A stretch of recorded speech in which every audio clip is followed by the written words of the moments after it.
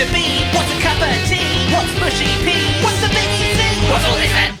Hello, everybody, and welcome to another episode of What's All This Then? It's a podcast about the UK with new episodes every Monday and bonus episodes every Thursday. And I went really hard on the intro last week, so this one I've really phoned in. Wonderful. Today we're talking taters, which is also going to be the new name of this podcast. Although if that doesn't work, I have a few more options.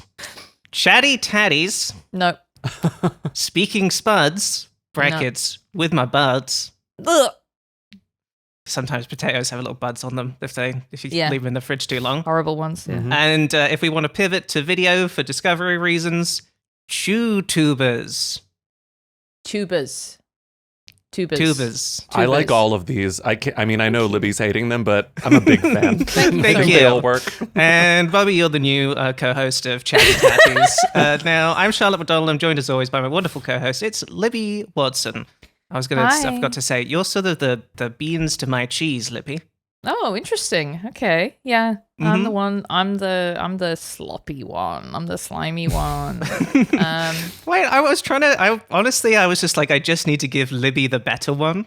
Oh, which I think is Charlotte. beans. Because I was like, I don't know, so more protein. mentally ill. Yeah, aren't we? and you find a way to turn it into the worst one. Yeah. Well, I think it's actually the reason the podcast works is that I think we are at really equivalent mental illness levels. So it wouldn't work if I it think was so. Yes, too big a gap. absolutely. Charlotte, I'm interested to find out that you're keeping your potatoes in the fridge. Should I not be? I made a mental note about that as well. Bobby? I thought that was interesting. Interesting. This is what I've already say more, done. Charlotte. I mean, I don't know. Is that not what the drawer at the bottom of the fridge is for the vegetables to go in? All I know, and I could be wrong, and I could Google it, but I don't want to like tap on my computer I'll right now. tap. Don't worry. And I don't know what this is based on. I heard this somewhere, probably in an Instagram reel 5 years ago. The main thing about potatoes is that you're supposed to keep them away from onions. Oh. And I keep them because I think there's like a cross. Each of them release a type of gas that affects the other one and makes the other one ripen more quickly. It's the same thing with like putting a banana in a bag. Banana. This makes sense. I feel like I've gotten softer potatoes as the result of them being near onions in the past. Near onions. And I sometimes keep onions in the fridge, which also I don't even think I have to do. Yeah. But because I keep onions in the fridge sometimes, I keep the potatoes on the counter. Yeah. I have potatoes in the house a lot, so. Potatoes are really fucking good. Potatoes are They're good. delicious. We'll talk about No, They're great. For some reason in my head, like I go into the store and all of the potatoes are just hanging out there. They're not refrigerated, but the moment I get home, it needs to be in the fridge or something bad is going to happen to it. Interesting. Yeah. I definitely have a bowl that I keep all of the non-fridge produce in. And whatever goes in there, doesn't matter how much they hate each other, how much they're going to gas each other up. It's going in the bowl because I just don't have a second bowl. So, you know, I got my avocados hanging out with my onions, hanging out with my potatoes and stuff. And that's not the way to do it. What I need is the thing that I had in my kitchen at home, which was a tiered basket. Oh, the tiered basket. It is completely unreasonable that I do not have one of those. I just turned 40 and I've been wanting to get a hanging basket for my apartment for about 20 years since I like lived alone.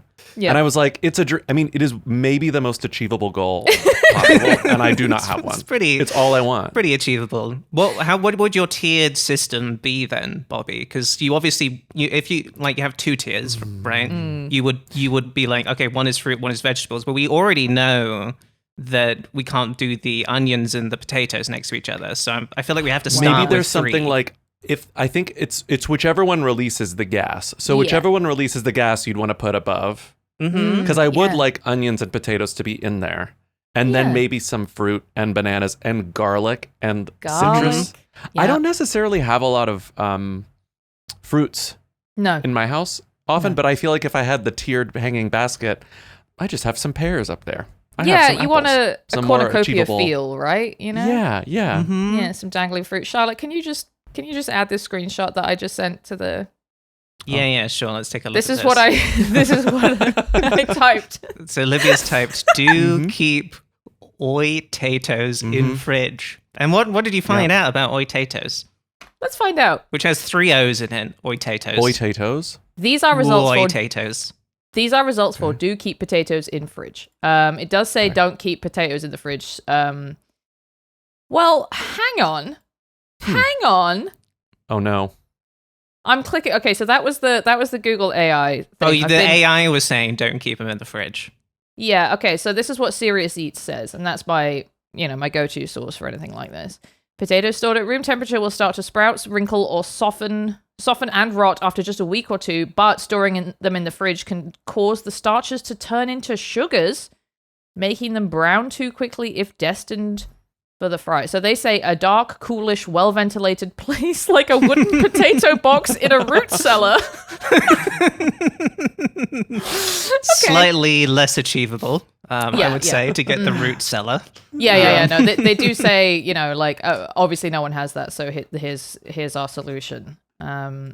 They do mention the not onion thing. Bobby, you were totally right. So that's, is it the onion that's releasing the gas? The potato? I'm assuming the onion, right? Because they have more of a pungent. Yeah, onions. Affecting your eyes. Oh God, yeah. So do you guys do the onion goggles thing? No. I'm not a fucking pussy, Libby. Bitch, you bitch. No, I have to do that because if I don't, it makes me like. It makes me cry so much and so violently and painfully that I can't see, and that's not a good thing when you're using an onion knife. I feel like the glasses do an okay job. Well, here's preventing the thing. Some of the gas. Here's the thing, Bobby, is that I don't have onion glasses. What I have is a pair of swimming goggles. Swimmer's goggles. I got some Speedo swimming goggles that I use, and those work perfectly. Oh, see, I thought you had like. I thought it was like a branded like onion glasses product. Those do exist, but I thought thriftily, why not just buy some swim goggles? And the one problem with that is that they do gas up, or fog up, because I guess you're not meant to wear swimming goggles in, your kitchen, in your warm kitchen, Anyway, I would say. Doesn't really matter, keep them in the fridge or not. They're probably still going to be pretty good potatoes, aren't they? And I'm eating them pretty quickly too. So it's how long do they need to be preserved? Yeah. Well, I'm not. Here's the thing: is I'm rubbish with. I am a produce murderer. I'll go to the store and I'll be like, oh, this looks good. Oh, I could make something with this. Oh yeah, sure. I'll make a fucking carrot soup or something. And then I get home and then I just want toast, don't I? I just want toast and chips and stuff. So. Yeah, I'm really big on all of the carrots become floppy. Yeah, exactly. Yeah. That's okay. No, I'm really big on just buying the exact food that I need to eat. So my fridge really looks like I am still like 20 and have just moved into my first apartment a lot of the time. Right, but you're not 20. You're just sort of French about it. That's what French people be doing is that they go to Yeah, it's like a very European thing to go to the store for, that day's stuff. That's why all their bread is so good, is because it doesn't last longer than a day. And that's why they carry the baguette on their shoulder and they go, I am having my baguette for dinner. I will not have this for breakfast tomorrow because it will be stale. It will be disgusting. I didn't know you could speak French, Livia. That's crazy. Yes. I'm a groceries every day, every other day person too. I get them per meal. Yeah. That's, I don't think too far ahead. It's the better way to do it because, I'm not just saying that with sort of American guilt about Europe being better, but it is for sure better if you live in a place where you can walk very quickly to food store. But unfortunately, I live in twatty Los Angeles where I load up my car with a bunch of shit and then I drive it to the damn, what's a Californian place to go? I drive it to the damn drive-in movie theater and I let my potatoes rot in my boot. I see. I was going to say you would know the California places the most, probably, right? Why are we being asked this? Yeah, why are you being asked this? Yeah, no, it doesn't make any sense. Yeah, you guys know. You guys know all the California. I'm driving to Kenneth Hahn State Park, and I'm leaving all of my groceries in there. Okay, well there you go. That's why you should. Yeah, that's why movie theater and the drive-in was better because I don't know about the Kenneth State Park. You don't know Kenneth? Kenny's Park. I don't know. Kenny about Park. That. Oh, you know Kenny Park? Kenny Park's Park. lovely. Highly recommend that if you're on the west side of LA for some awful reason. Bobby, wait, Charlotte, you haven't even introduced Bobby yet. I haven't Please introduced say Bobby. it. You came in and busy. started talking about potatoes, which is potatoes, correct. Which is what I mean. We really did go right into the Talking Taters podcast. Yeah, we did. Oh my god, we did. we truly did. And it was going great. Is the problem? Our guest today is an author. You can check out his books, The Old Place, Four Squares, and the upcoming novel we are gathered here today, and he's also one of the hosts of the podcast Who Weekly. Welcome to the show, Bobby Finger. How are you doing? I'm doing great. Thank you for having me. It's hot. I'm very hot. So I'm hearing this. I have a fan facing me, so hopefully I edit it out. It's very easy to edit out the white noise of the fan, but it's hot. I can't hear good. anything, so you got I'm not away with good it in the summer. I'm not good in the heat. I'm not good in the humidity. Yeah. And yet I live here, so there's kind of no avoiding it, which is the thing. Right. Something that gives me peace is that sometimes I'm like, why do I live here? I hate the climate. Like it almost outweighs everything that I like about it. Where could I move that's good? And there's nowhere good. It makes me feel good that there's nowhere good. There's nowhere good. Like, yeah, truly, climate-wise, the closest is, I think, California, Southern California, just because San Diego. Yeah, exactly. Yeah, but then you have to live in. Look, I'm really sorry if you live in San Diego, but it's a cop town. Yeah. It's exactly. There's always some like horrendous downside too. Yeah, so, exactly. Yeah. No, San Diego is very military. It's full of troops because of Camp Pendleton. So it's just a weird vibe. It's a weird vibe. I'm not a big fan. Like obviously, LA, great weather until it's on fire. Last night I was sitting in my apartment and I was like, that's weird. I can smell a campfire. Strange. And then I went outside to go down to my laundry room and I was like, oh, it really smells like a campfire. Is someone burning wood? No, it's just a wildfire. Just a wildfire. Lovely. Just a wildfire 20 miles away. It's not a big deal. So, there are good things and bad things. But also, there are good things and bad things about Britain, Bobby. I guess we should talk about that. Yeah. All right. Fine. Wondering if you have an opinion on Britain. Good? Bad? Like it? Not like it? As with everything, it's complicated. But no, I think net positive, and I think a large influence of that is my husband was bizarrely a British history major, despite being from Washington State. Oh, that's so cool. So he loves British history. He's very like, I know while acknowledging the darkness of British colonialism specifically, he's like, I find it fascinating. And I was asking before coming on here, I was like, I know they're going to ask about my relationship with Britain. And I know, and I mean, we've been together for like basically 15 years. And so I've known this story, but I was like, can you confirm to me why you got so obsessed with British history? Like, why did it become your major? And he was like, and I remember this story being told, and now I'm hearing it again. But it was like, when I was a kid, he remembers being in a geography class, some sort of elementary school level class about the world. And Britain was discussed, and the teacher was discussing, their power, their empire, all of these, territories and places that they owned. And he was like, I remember being a child and wondering how the tiny island at the top of the globe became so powerful. And he was like, I find that very interesting. Like the story of that is interesting to me. Absolutely. And so because of him, I've sort of been a little indoctrinated into thinking like, but look beyond that. Ultimately, isn't it pretty interesting? Like he's by no means a royalist. But in terms of like, he can name all the prime ministers, that sort of thing, like the history of the empire, it's just, I'm and I love going to London. I haven't been to many other places in Britain, Don't bother. So. Well, that's okay. Nice. I like it. I'm positive. I always have a good time if I'm there. Yeah, it's great. London is a world-class city for sure. It's fucking fantastic. I would live there if I could figure out any of the practical implications of that. It's really great. Other parts of Britain are good also. I can't speak to the north. I have not been to the north at all. I'm sure Leeds and Manchester and stuff are also great. Oxford is definitely fun to visit, and I think Bath in a similar way. It's amusing to go and look at it and say, that's old, isn't it? Yes.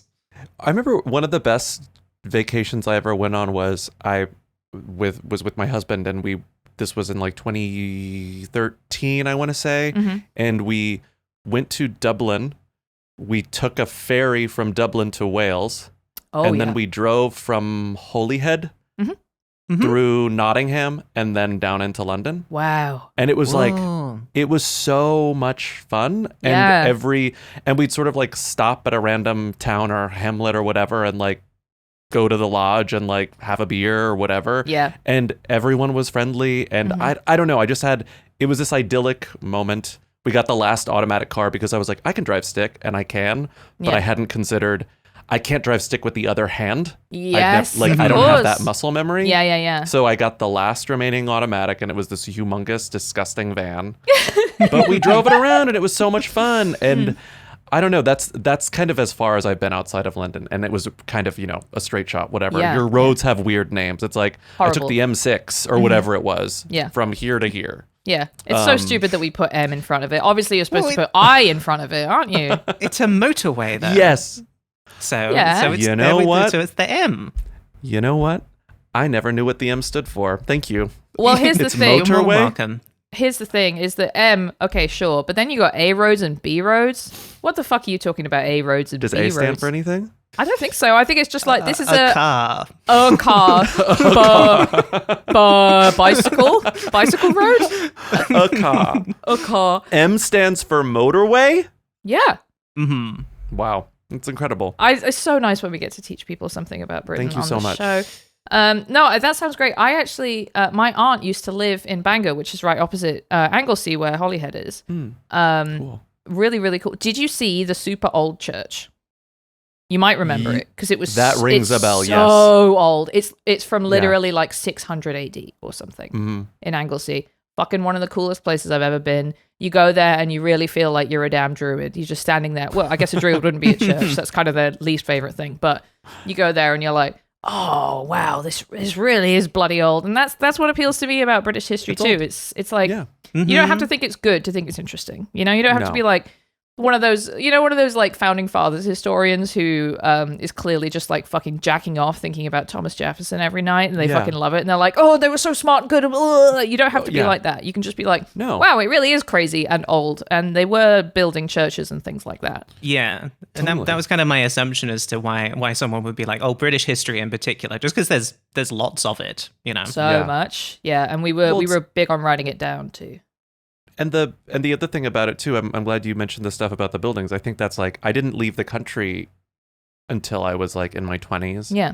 And I remember that first experience, like the first experience of landing somewhere in Europe. And I think it's very much the American gasp at seeing how old everything is. Mm-hmm. Like the relative newness or oldness of America versus everything in Europe, not to mention any other country. So it's just like, I remember that sense of awe and surprise where it's like, despite knowing about all these things, to be up close and to see this old building that's older than anything in my country is really rattling and cool and is a memorable experience, Yeah. Like, so, yeah, I kind of beyond wish I everything. had that experience. I Because know, I had the doesn't that sound opposite, which cool? is I grew up in a beautiful old place with like Roman ruins and Georgian buildings, and then I immediately left and moved to East London. I was like, wow, other places are just kind of shit.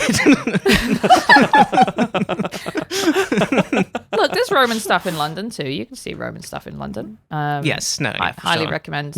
Not in Bromley by Bow, which is where I could get my first apartment.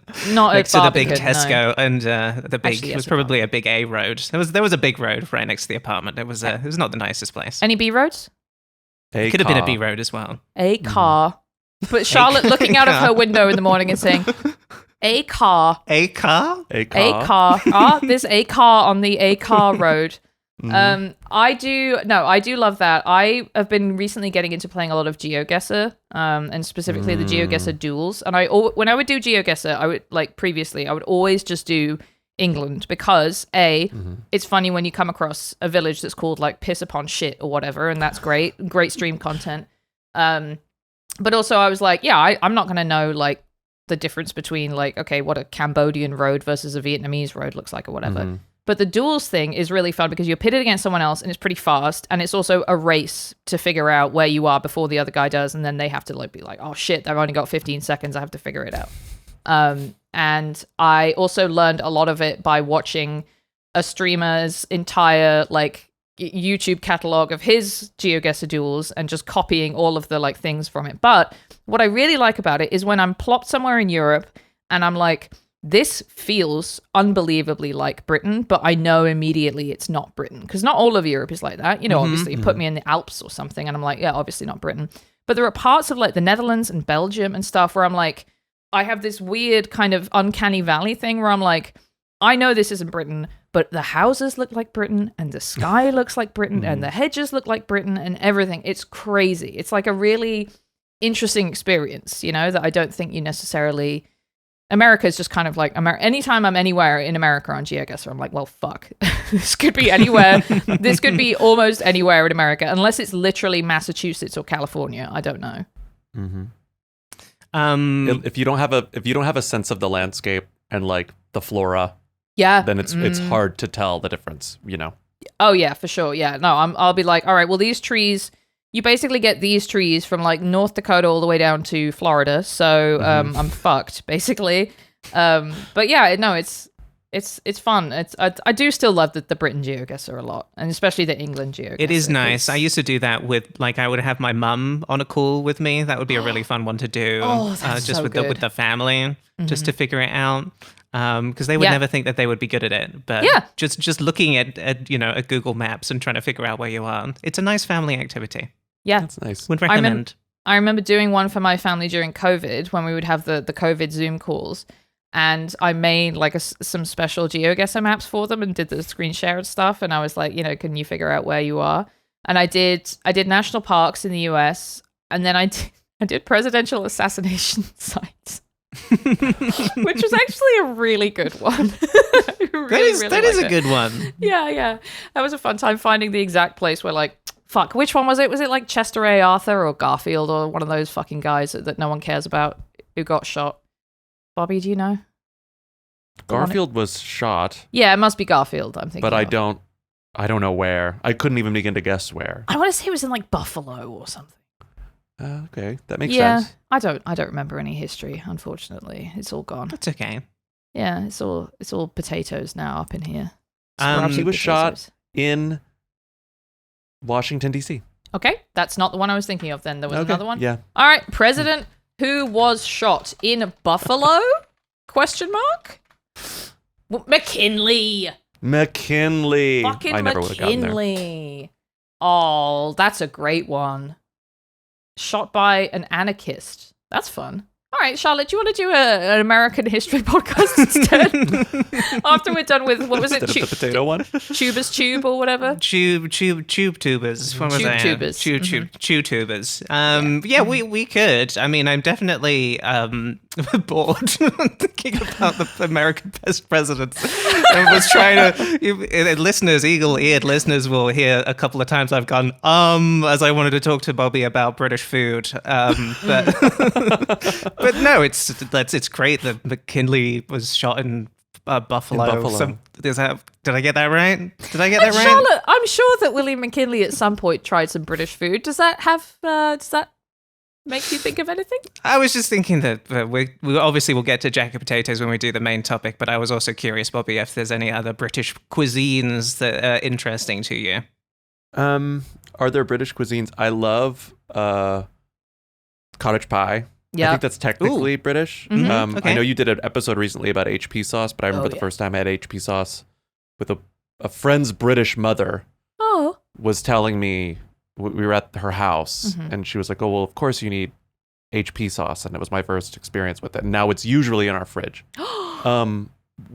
which is bizarre, but it usually is. And that's the right place to keep it as well. That's right. Right. Okay, I was going to ask. It can't really be shelf stable unless it's in little packets. I love the little packets. I love a little packet. One of my British food, not really British food, but I love going to a British pub. It is a British pub anywhere. Mm-hmm. A British pub anywhere, but specifically in Britain. Mm-hmm. But like sitting down, and then you get the little bowl with all of the little mustards and the HP sauces and all of the things. I think that's so precious. The tiny little packet of vinegar. The mayonnaise too. The tiny vinegar. And I'm sure that's sort of a modern thing, you know, like we didn't start doing self-serve, individual size things until probably the last like 20 years when it was ubiquitous. But like, I find it very charming. Yes. But other British foods that I like, I'm basic, like a fish and chip, like a curry on the street, you know, like that sort of thing. The first time I was in London, I was like, I have to go get a curry, you know, like it's a thing you do. I have to get fish and chips. One thing I am intrigued about, I wanted to ask you about, and I've already forgotten the name of it. What's the trash bag? Is it trash bag? Slop bag? You know what I'm talking about? Spice bag?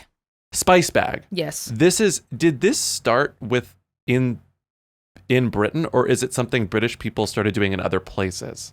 I haven't done the research on this. Yes. So spice bag was not something I grew up eating. It is an Irish thing. It's Irish. Okay. Yes. So then forgive me. Forgive me more than anybody, I would say, for even having to have said that. And I'm really sorry. And I don't ever get those things confused, and I would never get those things confused. And I support a united Ireland and all of the good stuff. It's a sort of running thing I do on the show. And Bobby didn't mean anything when he called that I didn't garbage mean bag. by it. I didn't mean. Oh yeah, the garbage bag they have. I'm like sweating. It's hot, but it's like, oh god, a garbage bag that's a spice bag. Irish garbage bag. Oh my god. Because I was thinking of it in like a little. It looks kind of like a trash bag. No, Sorry, I should stop while I'm ahead. No, it does. But the point is, it sounds delicious. Yeah, it does. I've never had one. Other British food, I don't know, like. Any sort of like Indian food in Britain I enjoy, but I like Indian food anywhere. I guess when it comes to like British food, when I hear people say like British food is bad, because I'm sure you hear that. Yes. When people say kind of as an American joke, the food in Britain is bad, I'm sort of like, I don't know what the problem is. Right. You know, like it might be a little basic and very like, you know, meat and potato sort of stuff. But what is wrong with that? You know? Yeah. I love beans. You know, like an English breakfast, I'm completely obsessed with. I do not like blood sausage. No. But I like everything else on that plate. Thank you so much for saying that. Yeah. And it's sort of like... Yeah, it might not hit like every flavor profile on the plate, but it's the ones it is hitting, it's doing very well. Right? It's like robustly hitting those flavor profiles. Yeah. Yeah, for sure. We are maxing out our brown bar for sure. That is at 100%. And we love base saturation up. Yeah, absolutely. No, I think that's absolutely right. And I think there's definitely a little bit of like hypocrisy, not even hypocrisy, but just sort of like a lack of awareness of like what most American food is like. You know, when you say British food is bland, British food is bad, or it's all fried or brown or whatever, it's like and like a lot of American food is like, you know, 95% the same. Now I think American food is better, and that's why I live here, but I do agree that it gets a sort of slightly unearned bad rap. But then you think about someone landing at Heathrow and going to Tesco and getting like a tuna sweet corn sandwich for their first meal, and I think yeah, all right, fair enough. I didn't know about the tuna sweet corn sandwich. Oh yeah. So it's like a tuna. Is it like tuna salad? Like I think of a tuna salad, but with corn in it. Yeah, I would say mayo based. Basically mayo, tuna, and sweet corn bits, and that's sort of the whole thing, right? A lot of British meals are sort of similar to American ones if you removed several of the key ingredients. So, like for example, the bacon sandwich. Not all that different, you would think, to an American bacon, egg, and cheese, but where's the egg and where's the cheese? Turns out those things are quite important. And if you have just bacon and bread, it's not as good. Tuna salad is a phrase that I'd not heard till I moved here. And I thought, oh, right, they just put mayonnaise in it. No, there's way more good stuff in tuna salad. You got your bits of celery or shallot. You got, you know, pickles maybe, or, you know, something. Green onion. Yeah, green onion. Yeah, exactly. But your tuna sweet corn from Tesco or... you know, Boots or something like that. It's probably just... I'm sorry, I have to Google tuna sweet... I just want to look at a cross-section of this thing. Yeah, it's what you think it is. Yeah, it doesn't... But the thing is, it doesn't look great. I would probably enjoy... Okay, it's a little less... Okay, it is... Hearing the moment you saw it was so good. The heartbreak. It is a little less appealing than I expected it to be, and I will eat tuna... Okay. I eat a lot of tuna as well. It's delicious, but... It's very strange. Yeah. But what, I mean, that's the kind whatever. of thing that would go great on a baked potato. But oh yeah. I mean, that's a perfect pivot to something that we will talk about in like 20 minutes because we do have to do British thought. Yeah. Well, let me pivot for you, Charlotte. British food. That's kind of a thing with our British thought of the week this week. Let's do British thought. Tea's quite nice. What happened to Noel Edmonds? EastEnders. Bloody raining again. How do they make Scotch eggs? Did they finish Brexit or what? British thought of the week. That's right, Charlotte. It's British Thought of the Week. And this week's British Thought of the Week comes from me. This is one of mine. It wasn't sent in by someone. It's just something I saw. And the thought is, what's a Barstow Street taco then?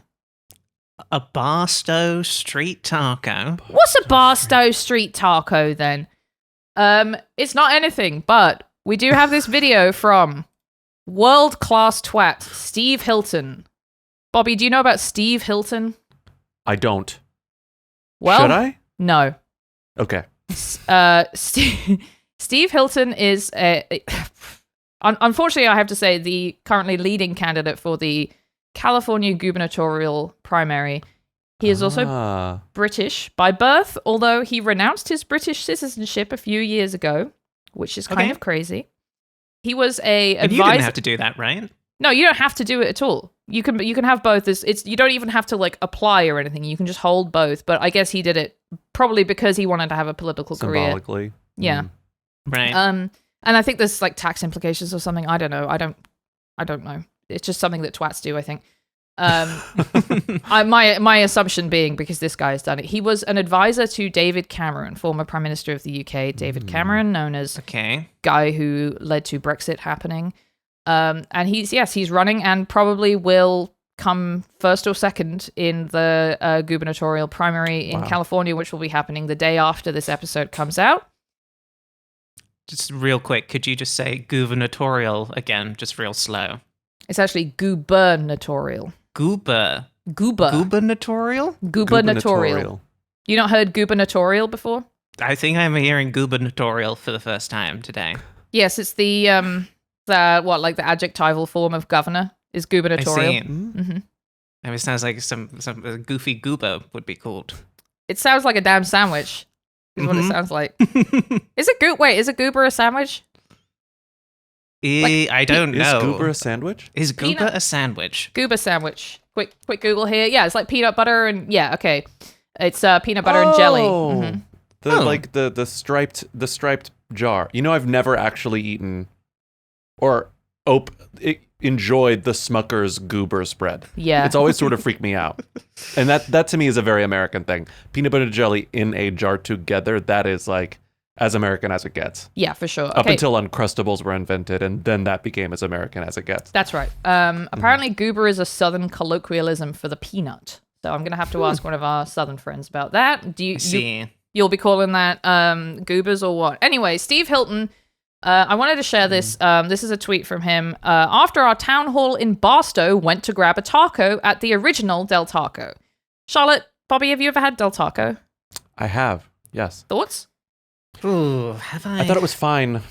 Thought it was fine. Interesting. I feel like I had to go because I'd heard so much chatter about Del Taco as like a LA institution, some sort of California institution. I remember going one of the first times I was in LA, and I was like, okay. I mean, I'm from Texas, so I have a very my favorite food in the world, no offense to Britain, is Tex-Mex food, specifically Tex-Mex food, and anything that and it's such a specific type of taco. It's not Mexican food. It's not just like an Americanized taco. It's such a specific thing that that is what I am tethered to when it comes to tacos. So I'm always sort of like, I'll always eat it. It was fine. Well, yeah, we're all hearing the chatter about Del Taco. I have never had it. I bet it took me a while because I've definitely had stuff like this while I've been over there. But I think I was thinking of Baja Fresh. Oh, fuck that. Yeah. No. I did early on in my LA, like some of my first LA visits, I did Del Taco, and I'm trying to think of the, what is it? Roscoe's? Roscoe's Chicken and Waffles, yes. Yes. And then there's maybe one more chain that I was like, I have to try this chain. And all of them, I was like, this is fine. Zanku, maybe? I wasn't blown away by any of, In-N-Out. In-N-Out, yeah, of course. Yeah. Those are the three. Yes, Del Taco, well, there's actually a very interesting episode of Doughboys that listeners can go and listen to with one Libby Watson where we reviewed Del Taco. And it was, I think it's good, but getting worse. I've always preferred it to Taco Bell because I find Taco Bell quite disgusting. Something about the cheese they use. My body just rejects it. But Del Taco's okay. But anyway, Steve Hilton here is a way of sort of, I don't know, I guess like showing his California cred or something, which, you know, I would say is probably hard as a guy who, as you'll hear, sounds unbelievably British. Recorded a little video here in front of the original Del Taco. Now, it's not actually the original Del Taco. The first Del Taco was in Yermo, California, which is just down the road from Barstow. But anyway, let's watch the video, shall we, Charlotte? Yes, please. A great town hall here in Barstow. Here in Barstow? Very special because Gloria Romero, my running mate for Lieutenant Governor, it's her hometown. Her family were here, it was great. And look, Barstow, hub of the West. But very importantly, why am I holding a Barstow street taco right now? Because I just bought it at this historic location. Check it out. The original Del Taco. There it is. My Barstow street taco. I'm going to enjoy. See you soon. Now, Not even a bite? not even, no, that is absolutely the thing. It reminds me of when Krusty is filming the commercial for Krusty Burgers and he bites into it and then immediately spits it out off camera. No way. It drives me crazy when these motherfuckers are like, yeah, no, I like the same food as you pigs. And then, you know, it picks up something and then, yeah, it clearly does not give a shit.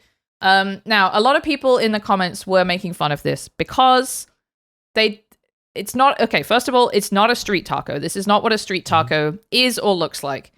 Del Taco does have something on the menu that they call street tacos, but this is not that. This is He doesn't Crispy have the shell. street taco in his hand. he does not have the street taco in his hand. Street tacos are usually going to be a soft shell, right? That's just a exactly right, tortilla. Bobby, and that's what the Del Taco one is as well. Is a very small flour tortilla with some the Del Taco version is some sort of gooey meat and onions and cilantro, which is an approximation of what a good street taco is. Just to play devil's advocate, he does have a taco and he is next to a street. Yeah, you could call that a street. It is a fucking big street. Yes. That's a big street. I need to just Might even be a motorway. it's probably the M6, isn't it? It's bloody M6. It's bloody M6. This is First Avenue in Barstow. Barstow is like one of the last, I don't want to say big, but like, you know, last cities on the M15 out to out to Las Vegas, between LA and Vegas. So it's a weird sort of place for sure. And I guess I think the original Del Taco was in Yermo, which is like, you know, just down the road, but then he very quickly moved to Barstow because that's like a real town. Anyway, this is a big shitty street that he's on. Can I ask real quick, actually, Bobby, could you say Barstow? Because hearing it over and over again in a British accent is making me think, oh yeah, Barstow, that sounds like a place that could be in the UK. Well, I would say, I don't think it's that different how I would say it. I would say Barstow. Okay. Barstow. Okay, You're making me sound wretched. Like I'm just like, oh, I hate my voice. I would say Barstow. Barstow. We have Padstow in the UK, but it looks like there's no Barstow in the UK. But you are 100% right that it for sure is a British sounding thing. Google, again, AI, and I'm sorry if this is wrong, but it does have a link to Ancestry.com, is apparently a traditional Yorkshire surname. So there could be some Barstows in my family tree because you know, I got Yorkshire in me. And so he called it a Barstow street taco. Okay. Someone in the replies was like, that's not a street taco. You are stupid. And he said, it's what they call it. Now, I've gone to the extreme of looking up the menu for the Del Taco in Barstow because they have some special things that they call Barstow because it is like the original location or whatever. There is something on the menu called Barstow Street Taco, but what I am pretty sure that he is holding there, because it looks identical, is just the Barstow Taco. Barstow Taco. Barstow so Taco. he has the special Barstow Taco, but it's not the street taco. Street taco. Okay. It's not the street taco. It's just the Barstow Taco, which is essentially the Del Taco from Del Taco, which is a crunchy shell, meat, ground beef, lettuce, cheese, and then for some reason it's important to have a single slice of tomato on top of the taco, which is not a good way to do it. That's not a good way to have the tomato. Yeah, it's just sort of poking out. Yeah. Anyway, I think this guy is full of shit and sucks, and I hate him. I'm embarrassed that I'd never heard of him, but now I'm sort of like, I don't need to know about this guy. I'd just rather not know about this guy.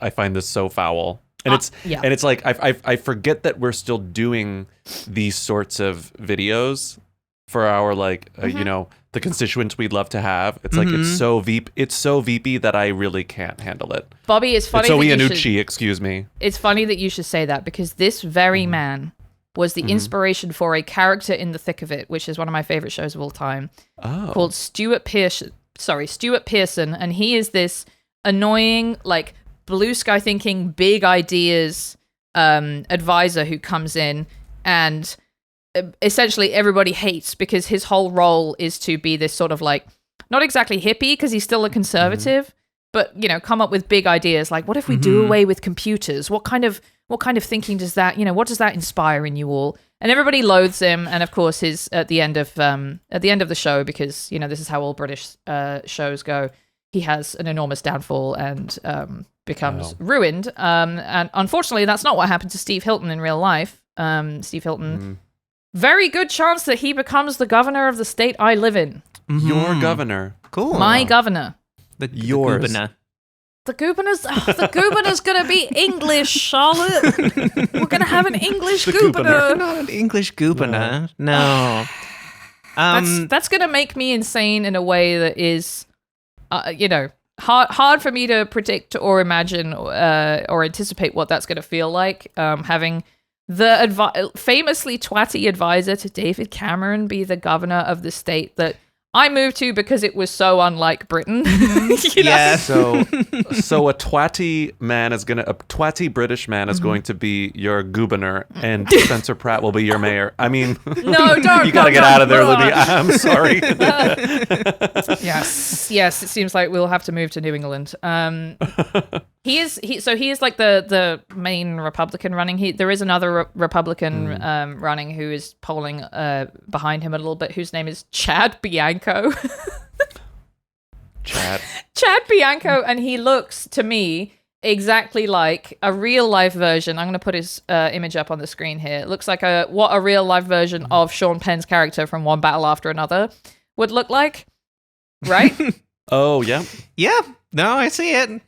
So he was a mile high. Former sheriff. Yes, and that is his sort of line of attack against Steve Hilton. Instead of saying this is a Ponzi English twat, he's saying, I have a record of actually doing stuff, and this guy was just a political advisor or whatever. And he's like bragging about having a record of allowing ICE to cooperate with local police departments and stuff. So he's basically like, Hitler. Gotcha. His hair is so interesting. Yeah. Because he has the mustache of someone who's had the same mustache for 37 years. Like, that's just his thing. But then his hair looks like he didn't have that hair his whole life, but he had the mustache as long as he's had a mustache. Where it's like, so at what point did he decide, well, I have to modernize half of my head. Yeah. But the rest of it I'll keep here. We'll keep this at a stasis. This is okay. It kind of looks like, he's trying to do the fascist undercut from 2017. Yeah. But he doesn't have it's the a little height. Shorter? Yeah. Yeah, he doesn't have the height. He can't get the height. Yeah. A fascinating figure. Obviously even worse than Steve Hilton. But Steve Hilton, you are my twat of the week. I hate you. I don't want you to be my governor. Please go away. Go back to England. Get your citizenship back. I did find it funny that one of Steve Hilton's policy platforms is restore the California dream of a single family home for every family. For every family is going to live in a single family home. Shut up. It's a Californian dream, though. I hear. I just need to write down twat of the week sting. Twat of the week. Twat of the week. I think we need twat of the week. Unfortunately, I've just realized that what that is an Alan Partridge thing. Because Alan Partridge has Burke of the week. Oh, okay. Can we just take that and use this? I think it's fine if, use the as sound we alert. continue to do this podcast for years and years, that we eventually sort of morph into Alan Partridge. Oh no! Oh god! Ooh, it's gonna happen. Yeah, it could happen. Anyway, Charlotte, that was British Thought of the Week. I hate this man was my thought of the week.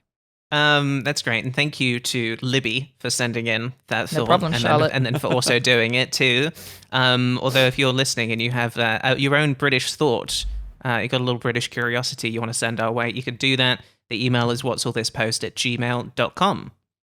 Now it's time for our main topic. We are talking about jacket potatoes today. Jacket potatoes as distinct from the baked potato, because instead we like in Britain to imagine that it's wearing a little jacket. Wearing a little jacket, yes. It's wearing a little jacket. The skin Yes. is the jacket of the potato, is it That's not? right. That's right. I saw some annoying false etymology for jacket potato. I think it was on Reddit. I'm going to find this now. Please, Charlotte, continue while I look up this thing that annoyed me. Sure. Well, Bobby, what is your life experience with the jacket potato?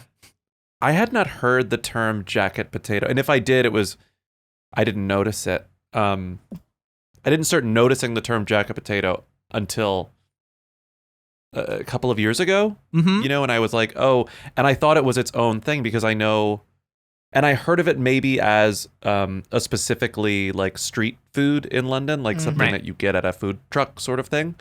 And before actually looking into what it was, I just assumed that it was an extremely elaborate version of a baked potato, or The opposite. or it was a particular like strain of potato, like it was an right. extra long one, like I was sort of like, well, there must be a reason they call it a jacket potato and not a baked potato. And it wasn't until very recently that I realized that they were kind of the exact same thing.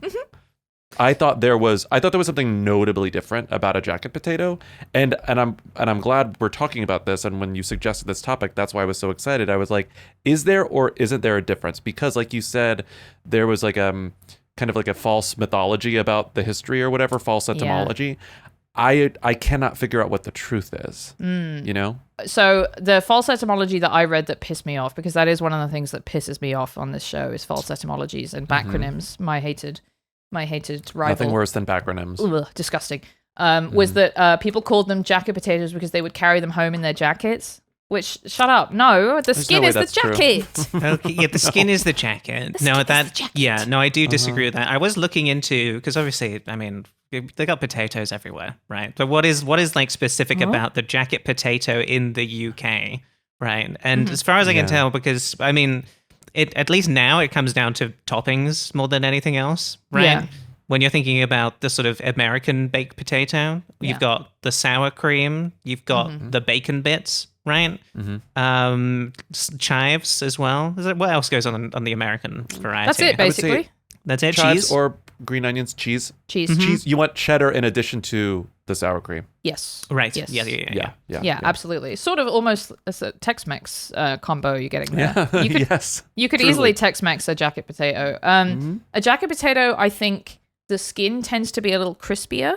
Hence, Okay. the jacket is a little thicker, let's say. Whereas with the American baked potato, I think tends to be more of a side or an appetizer. Whereas a jacket potato in the UK can be a whole meal. It's usually a bigger that's- potato as well. That's right? a helpful distinction. Yeah. Okay. It's a Yeah, big because boy. sometimes you get the sort of like the baked potatoes that are quite small in the US that are sort of like stuffed potatoes almost. Yeah.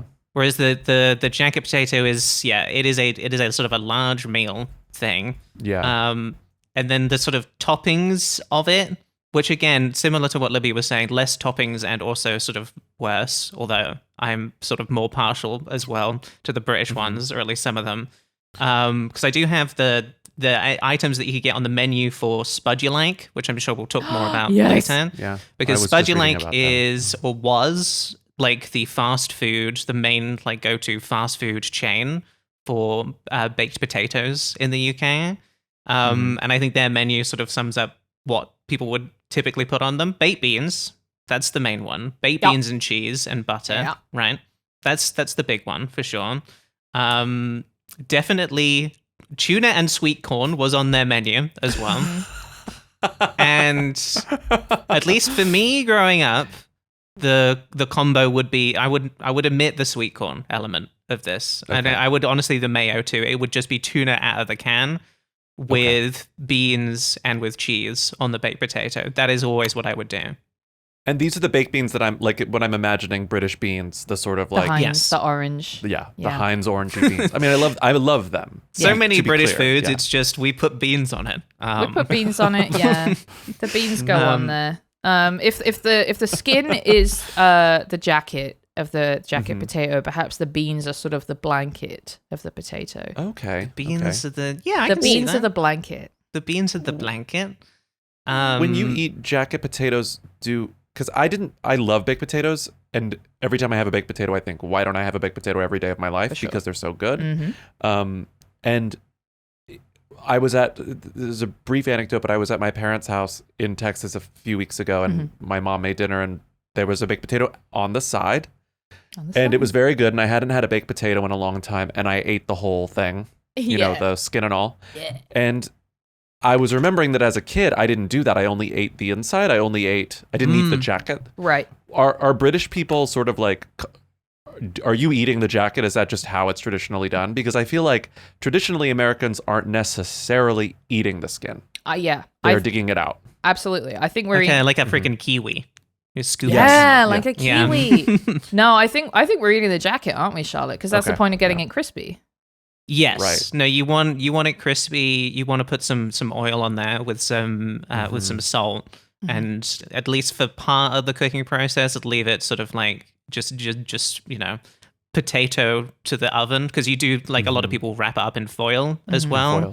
Foil. But I think you want that crispy skin because you want to eat it for sure. Yeah. Oh, I love to eat this. Because I made myself a baked potato, a jacket potato last night. As research for the podcast, and I had it with beans, and I had it with cheese, and I omitted having the tuna, but I might have some. I've got another baked potato now in the fridge, a baking potato ready to go. That I might have some tuna with it. But one of the things when I was like cleaning it, I was like, the baking potato is one of the dirtier looking potatoes. Yes. Yeah, and that sort of that I think is a reason to not want to eat the skin, is it really does look like it's come right out of the ground, which also made me, as I was cleaning it, I was thinking about how dirty it was, and I remembered that little clip of Millie Bobby Brown talking about carrots. You guys know this? No, I don't. Well, I No. bet. Oh, No, I was going to carrots? say, I bet Bobby knows that, but I don't. No, I'm No. surprised I don't. I bet whatever she says is really nutty. She says the dirtier the better. And then her front teeth get bigger, like she's in like Wallace and Gromit in that moment. Like she's turning into the were-rabbit. I don't know. Does that ring anything for The you, Libby? The dirtier, idea the of better. gonna have the dirty vegetable in like as a British thing? No, I don't get it personally, but That sounds like a wanky, like crunchy maha type crunchy. thing. Yeah, Yeah, like yeah. I need, the best things for you are the ones that are Straight out of the ground. dirty, covered in, or like raw milk, that kind of stuff, unprocessed to the point that no one has even gone and like brushed the dirt off your carrot. That's exactly what it is. It's very, very maha coated in a way that was like alarming to me before I sort of realized that's why. Like Yes. it set off an alarm bell without me really recognizing The red it, flag, yes, exactly. I have unfortunately, I have so many questions for you, Charlotte, about your baked potato. I want to know what variety of potato was it? well, I went to the store and they had lots of potatoes there, and I don't do much cooking, so I picked the one that said baking potato. I understand. Now, So you don't know. In my head, I was thinking I want to russet. Yes, that was going to be my question was it a russet? Because I see that most people use a russet for, at least in North America, for the baked potato. For baked potatoes, yeah. Do you want me to get the potato and you can look at it and you can tell me if you think it's a russet potato? I would honestly love to see your Because potato. I got two. Because I saw a big bag of russets and I was like, well, I don't It's want too to. many I'm just one russets. person. You I want a don't whole want too many bag, yeah. russets. So I'm going to get two individual baking potatoes. is what Please I'm get gonna me do. your baking potato. Bobby, while she's gone, I want to ask you, now you're something of a cook, like me. I think you're a better cook than me, but do you agree with me that preparing potatoes is kind of a fucking pain in the ass? It's a pain in the ass, and especially, are we talking specifically jacket potatoes, baked potatoes? Any potatoes? Yeah, I think no matter the preparation, it's annoying because of their because it requires so much like pre-cooking, parboiling, whatever. Like they cook at such a strange rate that they require special attention. Yep. And I think there's something about potatoes that sort of gives you the impression that they are going to take less time than they will. Yes.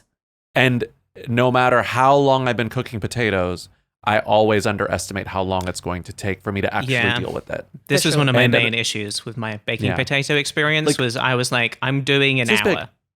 They're big. They're big fucking guys. Yeah. I did an hour, and it could have been in there for longer. Wow. Yeah, and you think, oh, certainly it is a root vegetable. Yeah. Mm-hmm. Like nothing I bake in the oven takes an hour, and if it is, it's like the size of like a 9x13 pan or like in a Dutch oven. There's no reason to assume that a baked potato is going to take an hour to cook, and it takes 90 minutes. How is a potato taking longer than a chicken? You know, you can cook a chicken in an hour. And you can cook a chicken in less time. Yeah, exactly. It's crazy. Yeah, my problem with the potato is, like Charlotte was saying, is the cleaning. When I'm scrubbing, when I'm fucking scrubbing a vegetable, I'm livid. I've got sort of... Yeah. I feel like I'm channeling generations of pissed off grandmothers in Yorkshire. You know, my genetic memory of having to go, scrubbing these fucking potatoes for these fucking for a blokes. whole fucking family. Yeah, these fucking blokes don't give a shit about me. Yeah. Is what I'm... We don't even have any salt. You know, exactly. Like it's a nightmare. We haven't even invented HP. We ran out. Yeah, exactly. Should I have gone in with a sponge?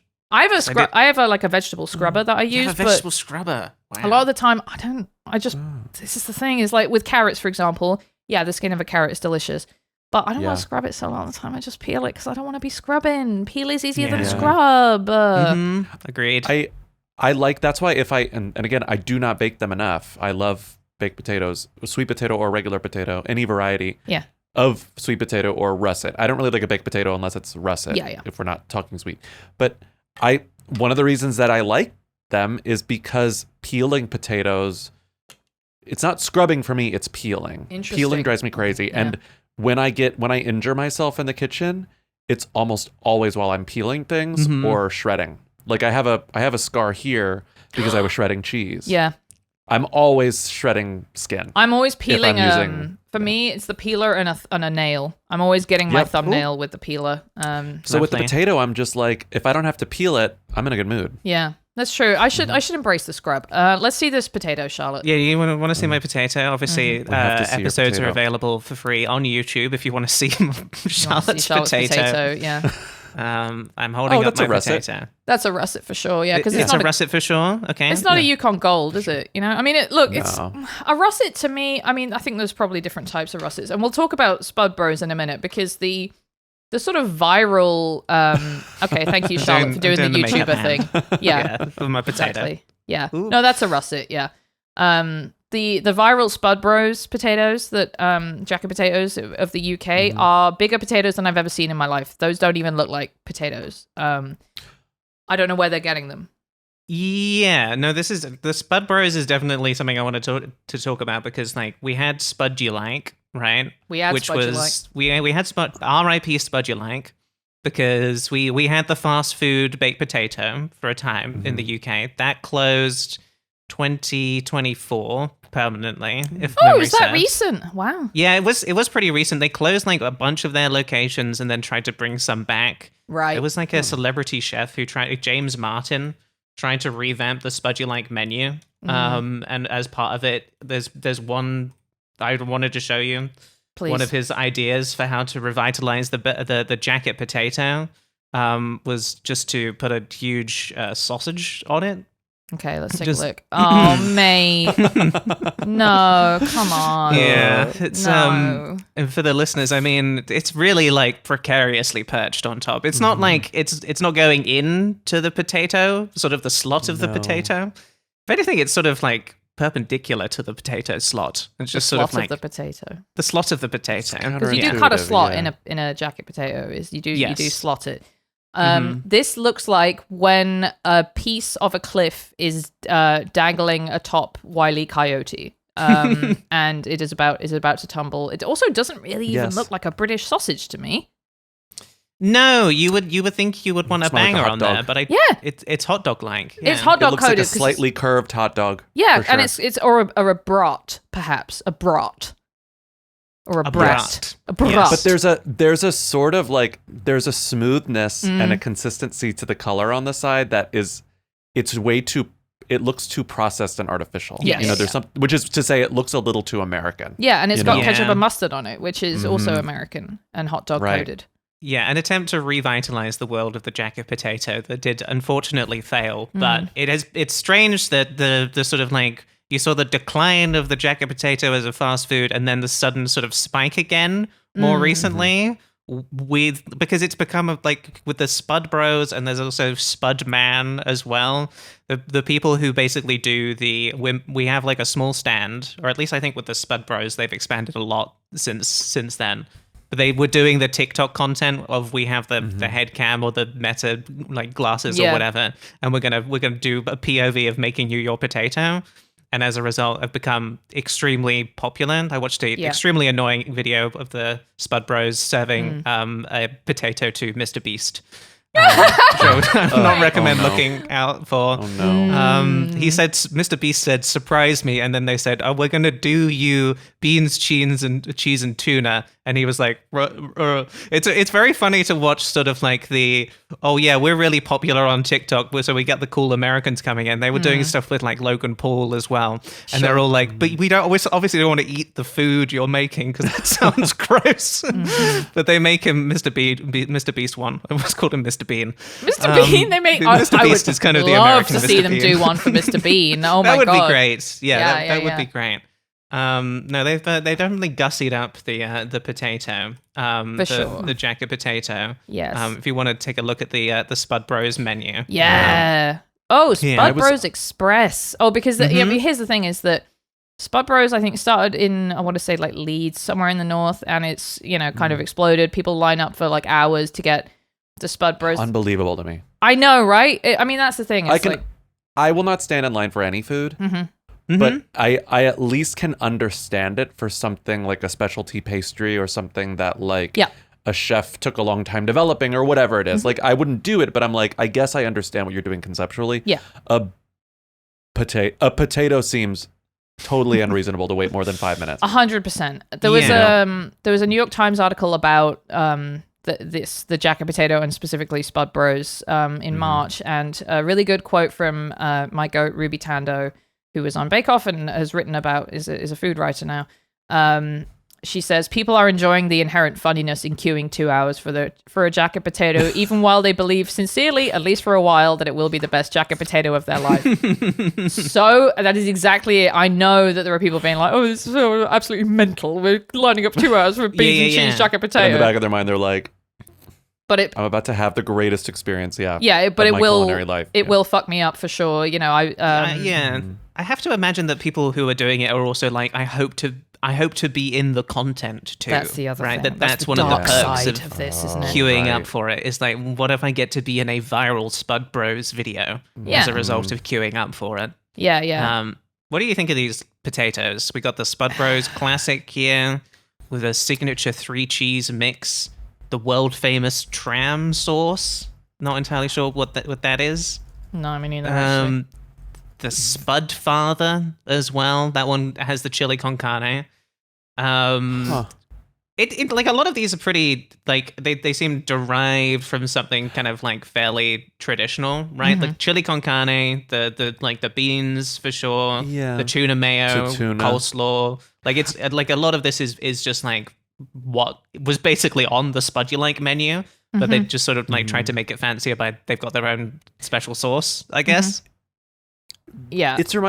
I was on this website earlier today, and I wasn't surprised by the idea of these potatoes going viral, but I hadn't seen the videos before, and I was surprised by how kind of sloppy they are, and like slop as aesthetic, and like slop as appealing, and it's also sort of like presumably it's probably a relatively affordable, and you're getting a lot of food and like calories because potatoes are cheap and like whatever. So there's something appealing there, but it reminded me of specifically the photos on the website of, have you heard of the Rochester, New York? Have you heard of the garbage plate? Garbage plate. I was thinking this when you were talking about It reminds Spice me of Bag the earlier. garbage plate. Yeah. Because the garbage plate is something that's very like a carb and a starch and then like beans and then like a dump of protein somewhere and then like sauces. Yeah. And there was a restaurant near me in Brooklyn that specifically sold Rochester garbage plates. It opened kind of in the middle of the pandemic. And I was like, this is phenomenal. Like, this is phenomenal. This is so much fun. And it closed in like 3 months. And like, I wonder why. Yeah. But like, I kind of find plates of slop appealing. Sure. But what's weird is that these they no longer look like potatoes to me. Right. They look like a completely different thing. Yes. You know? Yes. But Spud Brothers isn't necessarily representative of like the typical jacket potato. No. Right? They're kind of their own thing because they want to go viral. It's Yeah, Spud they Maxing. want to go viral. Yeah, they are Spud Yeah. Maxing for sure. Spud Maxing, yeah. The other guy I watched, Spud Man. Who, Yes, I've seen this He's guy. the one who does the same kind of video. I don't think the Spud Bros do this as much as Spud Man does, at least. Which is I'm going to give you a free one. Like, you're the Yes. first or last person to come to the stand today, so you get Yeah. a free potato. And as a result, I'm going to turn you into content Yes. too. I watched one of those where an old man tottered up to him and was holding out his £5 note and said, "Can I have one with butter and cheese, please?" And then, it was so... it's nice to give an old man a free butter and cheese jacket potato, but it was very performative, the way he was sort of like, "Knob of butter for you, mate. How's your day going, mate? Here you go." And then the guy handed him his £5 note and he said, "All right, and there's your change," and handed the £5 note back. And the comments were all like, "Brilliant. More of this in the world is what we need. You made that old man's day." He couldn't believe it when you did that. And it was just so like Facebook boomer coded to me of like, unbelievable. This old man gets the surprise of his lifetime when generous Spud Man hands him a free jacket potato that otherwise would have been fucking £4. It's like, I don't know. It's a 65-year-old woman in San Antonio, Texas. I can say that. I'm from there. Yes. Saying a shirt that says like kindness matters. Like it's like, wow, you're so right, Diva. Thank you so much for spreading that message at Walmart. Like it's the equivalent of that. It feels bad to think of those sorts of things as wretched, but when you really can't help but think that he is exclusively doing that for his benefit. Like, yes. period. Yes. Yeah. And it's So- at the end of the day, it's just some jacket potatoes, isn't it? So I guess I can't get that mad about it, but Right, it's a potato. it's a potato. Yeah, I mean, it is I'm going to use kindness to sort of sell myself thing. Like, I kind of prefer the people who are showing up to the Spud Bros stand to know the deal they're getting into, as opposed to, I really just want a jacket potato, and now I have to sort of say thank you to you for the free one for the purposes of the content. I would rather just, in that situation, I would want to insist on paying. And maybe even ask to not be in the video, But yeah, no, I wanted to go back to the potato and the jacket thing that you mentioned a while ago, Libby. Because again... Wait, sorry, do you mean jacket Potato with the potatoes? jacket. No, I mean that's the idea that's where jacket. Oh, potato carrying it came in your from. jacket. Carrying it in the I jacket. thought you were having a Who mental started this breakdown. I want to talk about the clothed potato jacket, just for a moment, please. Yeah. No, because it does seem like one of the reasons that it's sort of like has particular significance in the UK was the history of the guy on the street selling Yes. the baked potatoes, the jacket potatoes, out of what they would call them cans. I have a little image as well, an old timey image of a man selling his potatoes out of his can. That's adorable. I love this. We need to make this merch somehow. I think this needs to be us, and we're selling podcasts. We're selling podcasts out of our can. Two the for side a of the quid. street. Podcast, two for a quid. Two for a quid. Can one of you up for trying to describe this? Because it's called a can. It doesn't really look like a can, or if it is, it's a fancy sort of can machine. It looks on like a legs. fucking piano. Yeah, it looks like a shrunken piano with some kind of heat source at the bottom. Yeah. And what's funny is that you have the same sort of like top opening doors, or I guess just call them lids, hinged lids that you would have at like a hot dog stand, or like a pretzel stand where they just open it up and there's the vessel. Yes. I guess that's for steam on his left. Yes. It looks like the Empire State Building or the Chrysler Building, actually, maybe more accurately. But what's on the left? Is that condiments on the left, or is... I don't know. Do you see what I'm saying? Like, it looks like there's a pile of something Yeah, there. they I believe they would just have butter. I don't think at this point they're doing the beans and the cheese, but I think butter and like salt and pepper is the way that you would get one of these. Yeah, that makes sense. Would you assume that they cook them in advance and this is just for keeping them warm?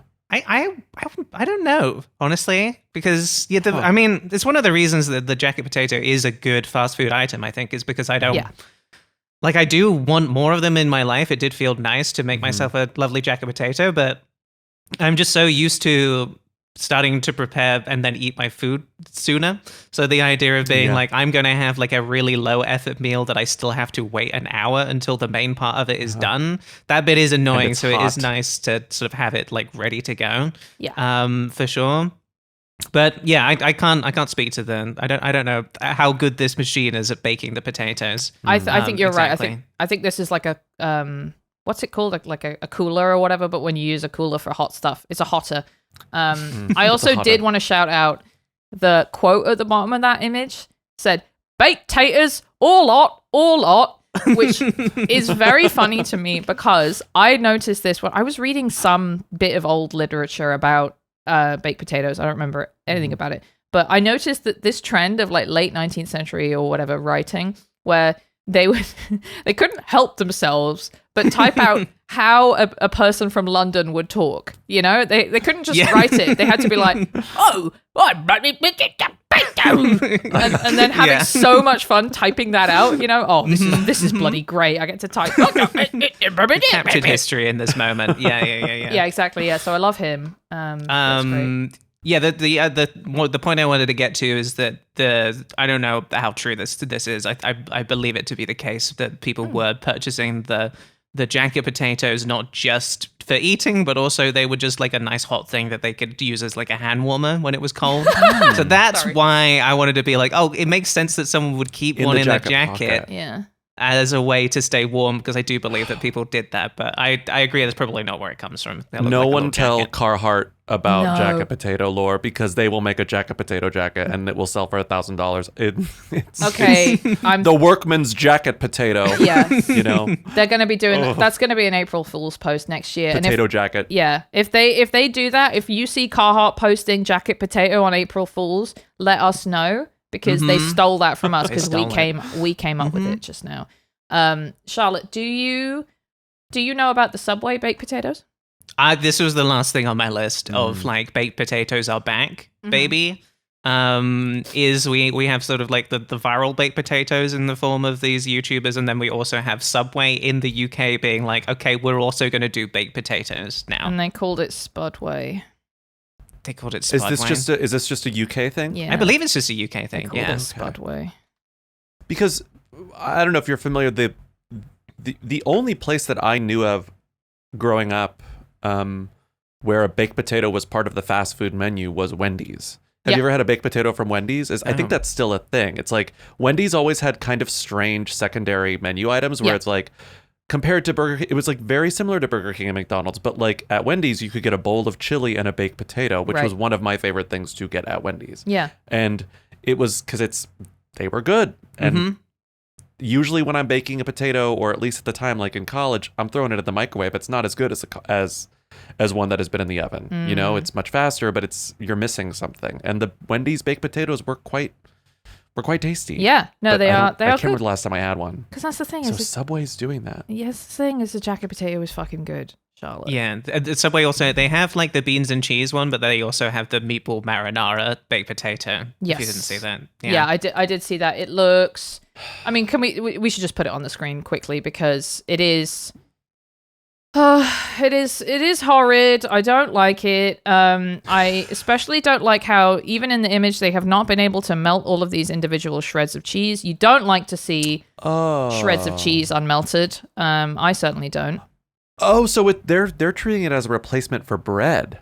Kind of. That's so interesting. Yeah. Your sub on a spud. Yeah, Sub I mean, on a spud. I think it's only these two flavors. It's not like you can get your BMT on a spud, but that Okay, is sort of the pitch, I think, is like, well, how are we going to make it, like our thing? Oh, I guess we'll say, it's like getting your sub on a spud. So you got the meatball marinara. It looks like a pickled jalapeno on it there, a bunch of indiscriminate yellow sauce. And then there's the cheese and beans one, which looks like it has brown sauce on it, which I bet is good, but maybe not from Subway. Yeah, it kind of makes me want to try it with my remaining potato.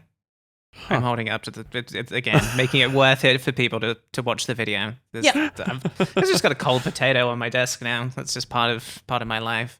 Ice cold from the fridge. Yes, it is pretty chilly. Did you cook in the oven or an air fryer? I did an oven. I don't have an air fryer. Oven, No. And But I've seen. I want an air fryer specifically to do the baked potato now. I know, me too. Because an oven, it's 90 degrees here. An oven will make my apartment uninhabitable for 90 Yeah, the that was the thing. other thing, like about putting the potato in for an hour, is it just got really hot in Toronto. I was like, I'm doing this for the job. I'm doing this for the love of the game. Yeah. But it's definitely going to be a nice winter food because I don't want to have to heat everything up as that much. But yeah, shall we rank jacket potatoes? Yes, please. Yes, please. Let me show you the ranking.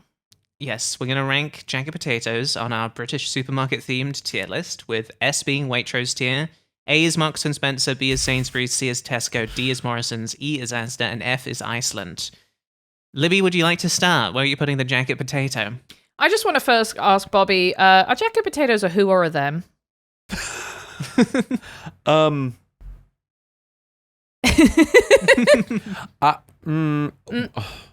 We have a lot of listeners in the UK. Yeah. Who would get mad at me if I said it was a who. Mm. And I think now, especially because of these TikTok trends, like I'm seeing them written about more, and it's like, yeah, maybe the term is unfamiliar, but it also doesn't take a lot of mental energy to figure out what the term actually means if you don't know what a jacket potato is, because you'd say, oh, do you just mean a baked potato? Right. And it's like, yes. I'm just gonna say it's a them. Thank you. It's easy. Okay. Done. I think that's. I think that is correct. I think jacket potatoes are having a moment at least. And also, it's hard to sort of like rarify any form of potato. Sure. You know, like if it's a potato dish and potatoes kind of the only ingredient, or potatoes are them. All potatoes are them. You're so right. Yeah. Look, I didn't even talk about my memories of jacket potatoes. Libby's jacket potato memories. Oh, that's so nice. I feel good now. That's a lovely one. I remember getting them from the canteen at school, which we called the y'all would call that the cafeteria, but we call that the canteen, or even at sixth form for some reason it was called the buttery. Don't really know why. And you could get a jacket potato with beans and cheese for like £1 or something from that, and that was a really good solid, like, this is my lunch. I don't need to think about it too much. That will make me happy. Lunch. I also remember going around to my friend's house a lot after school in middle school, and he would cook a jacket potato with, as Charlotte was saying, loose tuna just dumped from the can, drained and dumped from the can onto the jacket potato, and you move it around with your fork a little bit, so it's sort of you fluff it up. Yeah, but I would say the primary verb is dump. And then grated cheddar cheese, which also was not melted.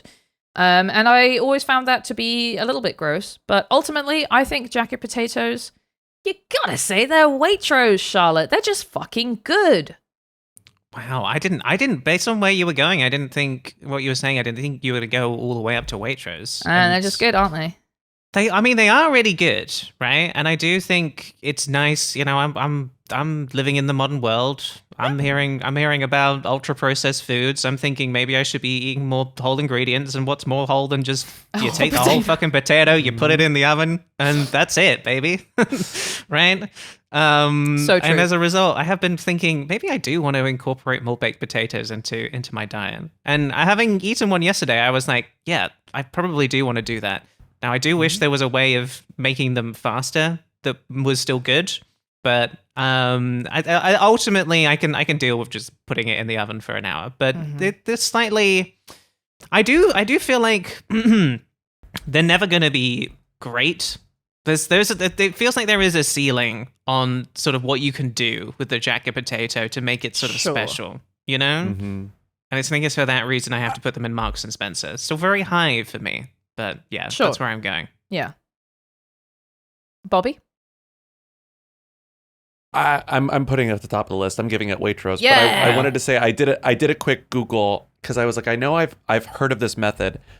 I have not done it in a very long time. I remember it working fine.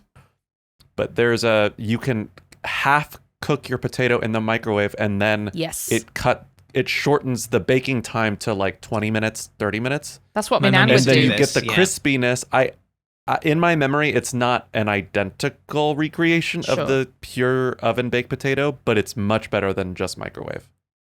And you get the crispy, salty outside. I should try it. I should see if I'm able to do that to cut the time down a little bit. I should give it a go. And until that day, it will remain in Marks and Spencer's for me. Room to improve on the potato. Yeah. All right. It's time for Charlotte's little game. Now it's so much fun to call it a jacket potato because you get to imagine the potato wearing a little jacket, don't you? And that's nice. And that made me think, well, what items of clothing would other vegetables wear? So today we're playing Dress That Veg. Playing Dress That Veg. So the way that this is going to work is I'm going to show you a vegetable. Okay. And you're both going to tell me what item of clothing you think it should be wearing, and I will pick my favorite. And there will also be a bonus point if one of you gets close enough to the thing that I think the vegetable should be wearing. Ooh. If that sounds good. All Okay. right, so lots of points here. So we're starting, of course, with corn. Corn. Now, what would corn wear, Libby? Okay, so I'm going to have a problem here where a lot of these, I'm just going to say put a sock on it because it sort of looks like you could just put a sock on this, doesn't it? Yes. But I mean, that's the correct, like, scale-wise, but you don't need to worry about scale here. No, obviously, because a jacket for a potato, that would be a tiny jacket. Yes, comically small. Okay, so the image here is especially making me think of the corn husk. It has... this is a very stylish piece of corn, I will say. And the husk is kind of giving, like... it's like an opera cape. I'm going to say opera cape. Opera cape is really, really... Yeah, corn is one of the, like, few... I shouldn't say few, because I can't think of every vegetable right now. It is one of the clothed vegetables, for sure. In the world. Yeah. It already I like opera cloak quite a lot. Bobby, you got any ideas here? I had a similar thought where I was like, well, it's already in outerwear. It could use an accessory. I would say it should wear a scarf. So smart, Bobby. It should wear a scarf. Yeah. I think that is the most sensible. But I think there's something about the opera cloak. I think I have to give that one to Libby. Neither of you I'd are love close, to see though. it. This one didn't really make any sense. It's wearing a cami. It's wearing a black cami. Oh, lovely. This was the one I thought about the least when I was just thinking, can I sort of like Photoshop clothes onto vegetables in a way that will look good? I'll just try with a cami on the corn. And I was like, yeah, that The works. shoulders is the thing. Yes. Is that the straps over the shoulders of the corn is really, really nice. Yes, yeah. So you could now incorporate this. I have made each of these vegetables, I've made a version of them where they're actually wearing something. Yeah. So that can help to inform what you think I might pick. Okay, next up we have a leek. Oh, boy. A leek. Bobby, I'll go to you first. What do you think a leek should wear? She's slender. She's slender. She's slender, and she's reminded me of something that you'd put in a vase. Oh. You know, she's very much like a bouquet of flowers. And so I'd like to, so like there aren't many, and like Libby said, it's hard not to just default to socks for all of these things, but a sock isn't necessarily stable. Yeah. I'm going to say a boot. Let's just say a cowboy boot. A boot. A boot. A boot. A boot. A single boot. A single One boot is wonderful. Yeah. I love thinking about this leek in a boot. I was thinking, when you guys said she was slender, I was thinking about how if I was slender, I would be wearing a lot of low-rise jeans, but that just doesn't work for my body shape. So I think I'm putting a pair of like 2002 low-rise jeans on this bad boy. She has the confidence to pull it off. Yeah. No, Yeah. I mean, those are both really good. I am giving, for especially cowboy boot, Bobby. I'm going to give you the point on that one. Okay. Again, neither are you close to the true real answer, which is how I'm characterizing just what I picked, which is that she's wearing a white blazer, sort of like a looks so pantsuit. good, doesn't She looks great. I wish I looked like this. Yeah, she's a businesswoman. Is the leak? Ivory is her color too. I think. That's Yes. really Yeah. lovely. Okay. absolutely. Wait, Sean. If you make a reel out of this, can you just quickly Photoshop me so that I'm a leak? Okay, we've got it. Thank you. There we Libby. And that's what I'll use as the thumbnail image as well. Okay, next up we have a tomato. Libby, what Okay. should a tomato wear? So, okay, a tomato is round and very smooth and shiny. It's got a little. It's what? What's funny about that? It's just- This is my something about process. Yeah, sorry, I shouldn't laugh. It's a valid process. Just something about you describing the tomato was very good to me. Okay, here's what I'm thinking. The stalk of the tomato is the most annoying part. You have to take it off. The part that it attaches to is very bad and tough and woody or whatever. It's gross. It does smell nice though. I would say a simple hat. A simple hat. A simple hat atop the tomato, which will make it look a lot like a face. You know, if you put a hat and then drew a smiley face on this fucker, that looks like a bloke. Because it looks like a head. It looks like a head. Yeah. It looked like a head because it's round. Okay. Yeah. Very, very good idea, Bobby. Thank you. What would a tomato wear? I find tomatoes to be quite. I mean, I love tomatoes, but I think they're very visually satisfying. I think they're a very like a perfect like fruit, you know. Right. All of their, and like when it's heirloom tomato season, and they're like the funkier, the more kind of like asymmetrical, the better. Yeah. almost. Yeah. Mm-hmm. I'd want to do something small, something that would allow the potato's full self to be shown off. I'm gonna give the potato a belly chain. You mean tomato, not potato. You mean tomato? That's fine. I'm gonna give the tomato a belly chain. Yes. That's interesting because I was thinking something around the waist as well. You know. Yeah. Mm-hmm. I Cinch do. it. Because I don't want to cover up the potato. Sure. You know. Yes. Bobby, Why yours do is I my keep saying favorite. potato? I don't want to cover up the tomato. Right. Right. Whatever this is. Who whatever knows the what fuck this is? this is, But I we don't want to love it. cover it Yeah. up. I want to look Yeah. at It's it. red. Who the hell knows? It's red and round. That's a potato, right? Yeah, no, I do really like the belly chain. That is correct. I'm giving you a point, Bobby. Although I am also giving a bonus I point can't to wait Libby to see. because the correct answer was a hat. But and it is a simple hat. Although you did miss a key detail, which is the hat says fruity patootie. Because tomato, famously, everybody loves to say, "Oh yeah, that's a fruit." That's a And fruit. It is a fruit. It is also culinarily a vegetable. It is both. Fruity it is patootie. both. So I that's hate what that. Fruity patootie Oof. is what the tomato is up to. Okay, pumpkin is next up. What a pumpkin wear. Interesting. Very similar shape to the tomato. So based on how seriously you both are taking this, I have too many. So Oh, I see. feel free to speed run if you want. But I mean, I have one. Again, pumpkin. I'm going thematically. A witch's dress because it's a Halloween thing. yeah, it's on brand, and it is a bit basic. But I also think that that's sort of what the pumpkin is as well. Pumpkin is basic. Pumpkin spice, the most basic. Oh, it Yes. should be Christian Girl fall. Mm-hmm. Do you want to change your answer? Christian girl fall. Yeah, I'm saying a full Christian Girl fall outfit on this pumpkin. Okay. It is just one item of clothing if you want to pick one thing. Don't care. Okay. Cool. Well, no points. Minus 1 point for Libby for going against the rules. I would say I what's a turtleneck, because I like the idea, like Yes. visually I think it'd be funny to have like the top of the pumpkin sort of poking through Oh, the yeah. top, and the turtleneck is strained because it's a pumpkin. It's quite massive. Yes. Yes. You know, I think a turtleneck. Yeah, that is really, really good. I'm giving you a point for turtleneck. I think that is perfect on the pumpkin, and I think it is better than my idea, which is a Gryffindor scarf, Oh, that's lovely. which is honestly pretty Wrapped close around the to. stem.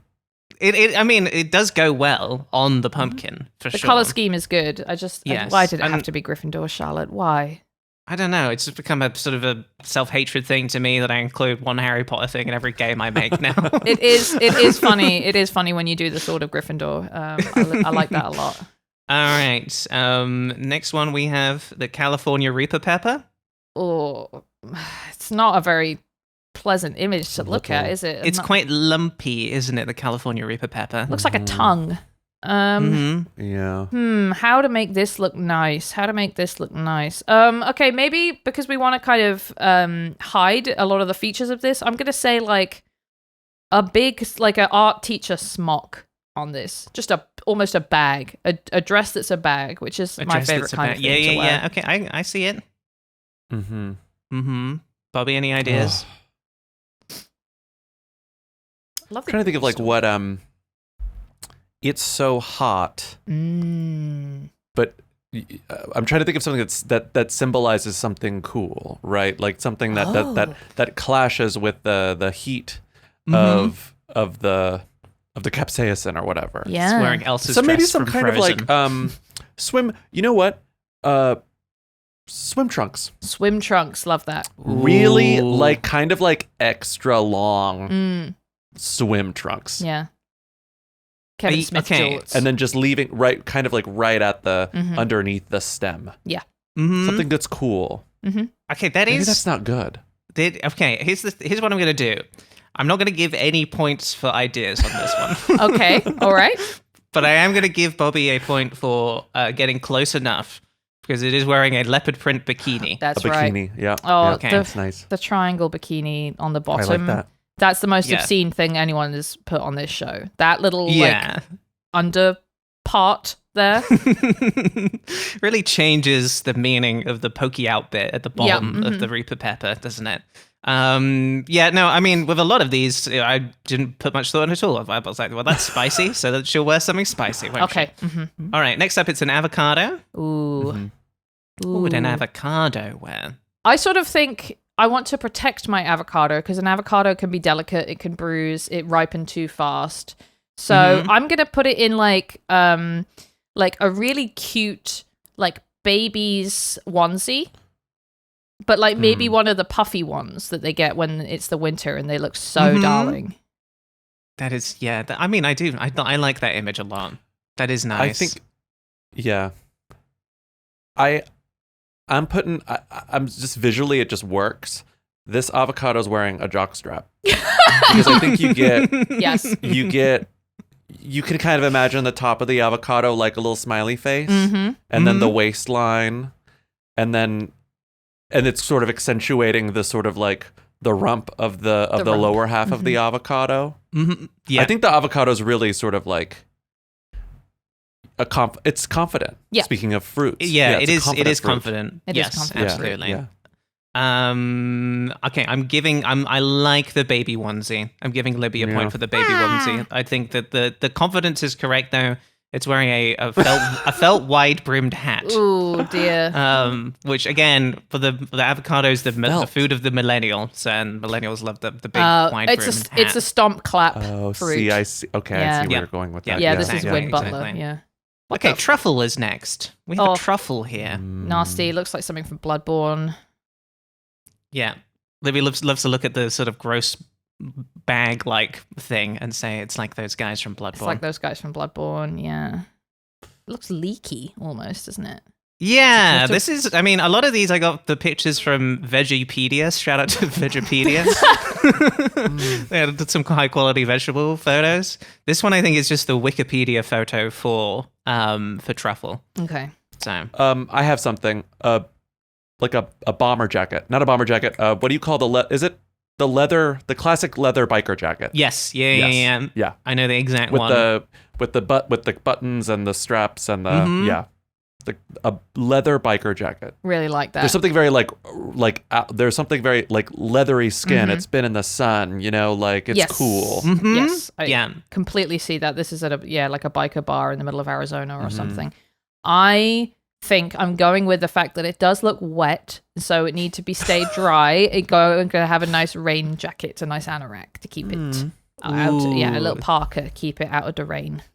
Okay, well that's nice. I mean, the moisture I believe is coming from the inside, so I think the rain jacket would make it worse, perhaps. No, I really like the leather jacket, and of course is wearing a Gucci belt because it is expensive. Next up we have peas. Yeah. Just some peas here. Peas. What would peas wear? Ooh, okay. So this is something we're clothing multiples here. We got multiple.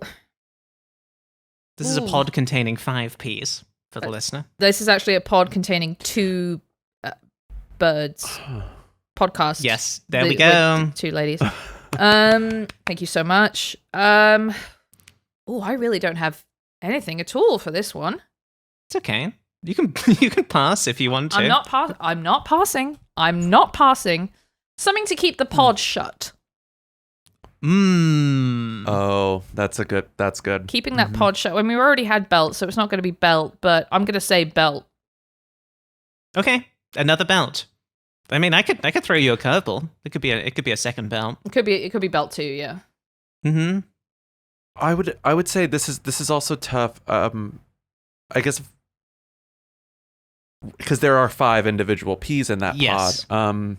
And just, I think the belt is a really good idea, keeping it shut. But so as not to just repeat Libby, I'll say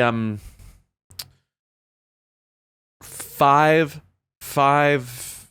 earrings, whether studs or something dangly. Love that. But I think 5 different, sort of like give each of these they look alike, but they're all quite different. Give each pea a little bit of individuality. That's so nice. Mm-hmm. With like a little accessory. That is a nicer version than what I ended up doing, which is that they all have Meta Ray-Ban glasses. So they're actually all the same, and they're all little dicks because they're recording you without your permission. Unfortunately, so that's what I think of peas, I guess.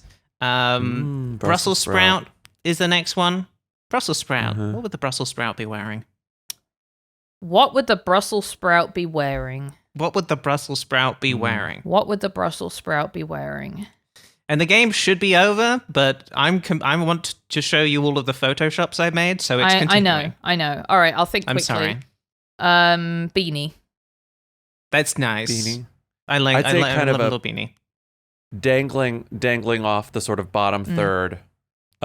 Not a bow tie, but like a classic necktie. Yeah. Like a kind of like ugly, wide necktie. Yes, that's really good. I'm giving a point to Libby for beanie and revealing that it is actually earrings on the Brussels sprout. You're close, Bobby, when you're looking at the peas. That. Yeah. She's wearing thick gold hoop earrings because she's a little bitter, but once you get to know her, she's actually quite delicious. That's right. If you cook her right. If you cover her in an oil and bake her. Stop boiling her, everybody. All right, last one is a potato. Oh, the high stakes. The high stakes of the potato. I mean, it's already wearing a jacket is the thing. It's got its jacket already. So what would go with a jacket? What goes with a jacket? Oh, how about I think a nice combo is a nice warm sweater and a sort of thinner jacket. In the fall or winter, is you're not doing just the heavy overcoat. You're doing warm sweater and like a chore coat on top or something. So I'm going to say nice warm jumper. That's lovely. That is nice. Thanks. You guys are being so nice to these vegetables. They're very nice people. You're thinking about their needs. None of these vegetables seem like bad guys. Yeah. No. Now I'm sort of thinking like, what's an article of clothing that I have not used yet or has not been represented here, just so we don't like.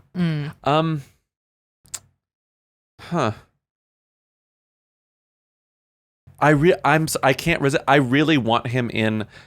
I want him in another jack. I want him in a trench coat.